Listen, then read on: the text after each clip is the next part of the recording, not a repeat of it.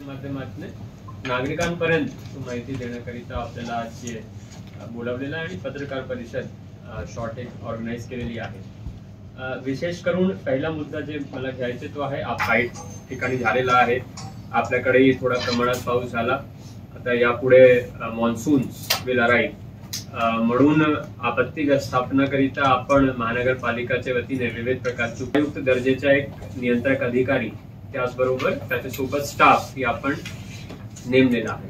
त्या control room मध्ये पूर्ण कम्युनिकेशन प्लॅन ही आपण ठेवणे सर्व यंत्रणांना एकंदरीत रिस्पॉन्स करून आपण तोंड त्या आपत्तीला देऊ शकतो। याचा एकच उद्देश आहे की आपला जे रिस्क आहे तर प्रत्येक प्रभाग स्तरावरही आपण एक नियंत्रण कक्ष, आपत्ती नियंत्रण कक्ष त्या ठिकाणी निर्माण केलेला आहे। त्या ठिकाणीही हेल्पलाईन नंबर्स आहेत, अधिकारी वॉर्ड लेवलचे ठेवलेले आहेत।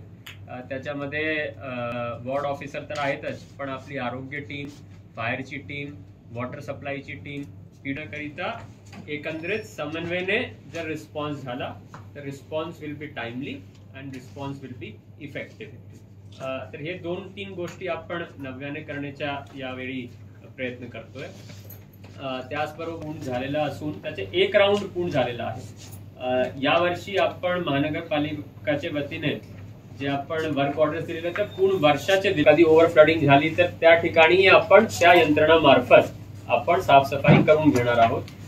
तर it will be a कॉन्टिन्युअस process of cleaning हे म्हणायला हरकत। आणखी एक गोष्ट सांगायची की आपल्या शहरात NDRF ची एक टीम दाखल झालेली आहे। तो NDRF ची फुल एक युनिट आपल्याकडे आज रोजी इथे उपस्थित आहे।